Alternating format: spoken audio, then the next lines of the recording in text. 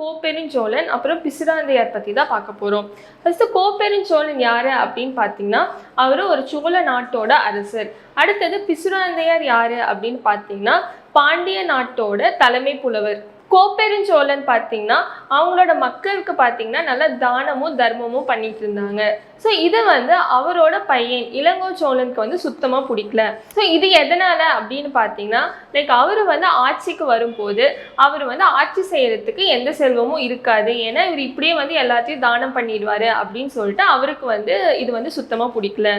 So அதனால என்ன பண்ணுறாரு அப்படின்னு பார்த்தீங்கன்னா அவங்களோட அப்பாவை அந்த பதவியிலேருந்து இறக்கணும் அப்படின்னு சொல்லிட்டு என்ன பண்ணுறாருன்னு பார்த்தீங்கன்னா அவங்க அப்பா மேலே தவறான ஒரு குற்றச்சாட்டை வைக்கிறாரு. ஆனால் மக்கள் என்ன பண்ணுறாருன்னு பார்த்தீங்கன்னா அரசர் இந்த மாதிரி பண்ணியிருக்க மாட்டாரு அப்படின்னு சொல்லிட்டு அவரோட பையன் இளங்கோ சோழன் பொய் சொல்கிறாரு அப்படின்னு இது தெரிய வருது.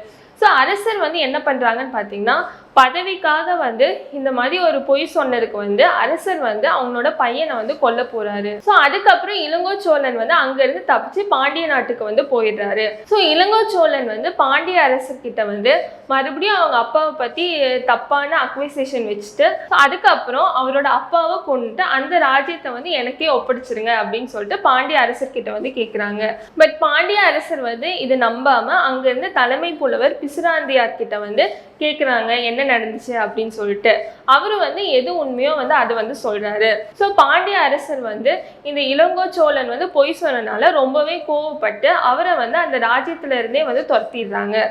ஸோ மறுபடியும் இளங்கோ சோழன் அவங்க அப்பா கிட்ட போறாரு. அவரோட அப்பா இளங்கோ சோழனை கொல்ல வராங்க. ஆனா கூட இருக்கவங்க அவரை தடுத்துடுறாங்க. கோப்பெருஞ்சோழன் பார்த்தீங்கன்னா ரொம்ப ஸ்ட்ரெஸ் ஆயிடுறாரு. எதனாலன்னு பார்த்தீங்கன்னா இந்த மாதிரி ஒரு பையனை வளர்த்திட்டோமே அப்படின்னு சொல்லிட்டு ராஜ்யத்தை அவரோட பையன்கிட்டயே ஒப்படைச்சிட்டு ஸோ அவர் என்ன பண்றாருன்னு பார்த்தீங்கன்னா வடக்கிருத்தல் அப்படின்னு ஒன்று பண்றாரு.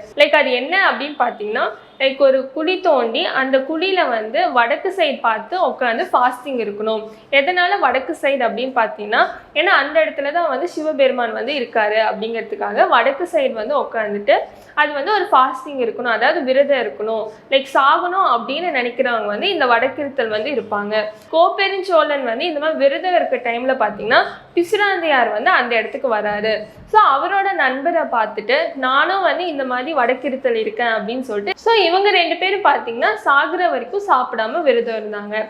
ஸோ இதுல இருந்து என்ன தெரிய வருது அப்படின்னு பார்த்தீங்கன்னா ஸோ அந்த காலத்துல பார்த்தீங்கன்னா தமிழர்களோட ஃப்ரெண்ட்ஷிப் ரொம்ப ட்ரூவா இருந்துச்சு. அவங்களோட உயிரை பத்தி கூட கேர் பண்ணாம அவங்க ஃப்ரெண்ட்ஷிப்க்கு முக்கியத்துவம் கொடுத்தாங்க. ஸோ தன்னோட உயிரை பத்தி கூட கவலைப்படாம அவங்க ஃப்ரெண்ட்ஷிப்காக உயிரை கொடுத்தாங்க.